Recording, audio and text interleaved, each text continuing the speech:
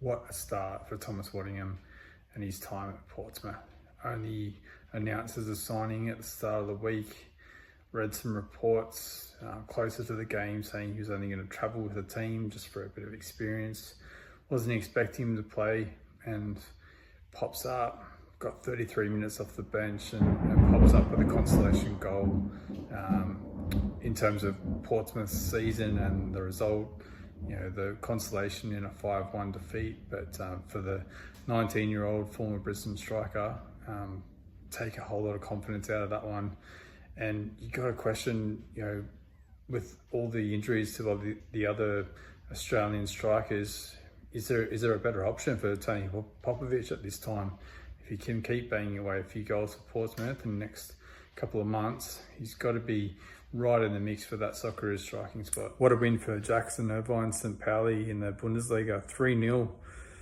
Great result, moves on up to 13th in the Bundesliga table, 6 points clear of relegation, and they're widely tipped to be going straight back down into the Bundesliga too, but they've battled their way through this season, and this is just a huge win. Jackson Irvine, I don't think he's missed a minute the whole Bundesliga season. Just the embodiment of this team really as the captain, and just willing them across the line, when it counts. Bit of the season to go yet, so they're not quite there, but he's performing really well. He gets heavily criticised by a lot of Australian football fans, but Tony Popovic spoke about competing at a top level, high level, and look, he's competing so well in the Bundesliga at the moment, and it's hard to go past what he's been doing this season. So congratulations to Jackson, and may well his St Pauli team keep going this season. Socceroos keeper Matt Ryan, he's played his first game for Lons, just signed recently, and straight into the starting lineup.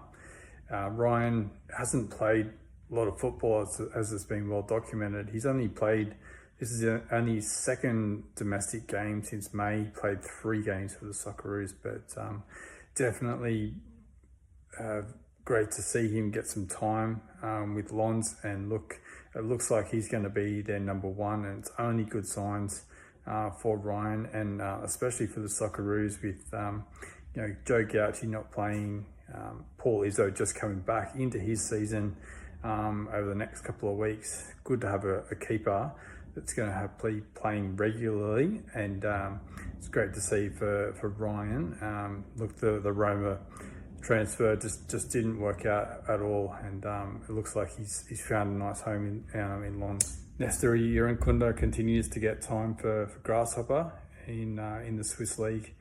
He's of course on loan there from Bayern Munich. He got 76 minutes overnight. Good to see him obviously getting some minutes there.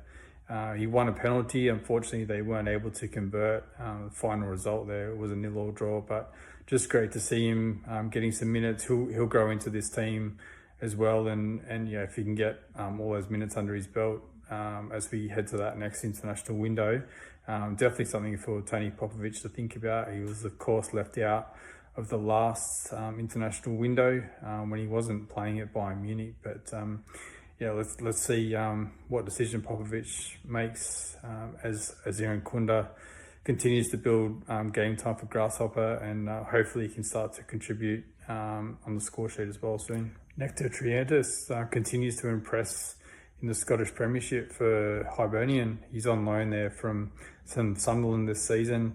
He's performing really well. He's picked up his 3rd assist in a 1-1 draw with of course Josh Nisbet's Ross County. It's been, if not the best, one of the best for Hibs this season. They slowly started to kind of build their season, moving up to mid-table now. So it's it hasn't been included in Socceroos squads, but certainly should be in the mix coming this March window. Playing in that 6th role, can really dictate the play, can move forward, can score goals. So look, we could do a lot worse than to have Nectar at least in the squad, if not looking at those starting spots for the Socceroos. And he's really enjoying his time at Hibs. Interesting to see what happens with Sunderland. They're obviously pushing for promotion, but wasn't getting much of a look in there. But certainly a favourite amongst the coach, with the coach and amongst the fans at Hibs.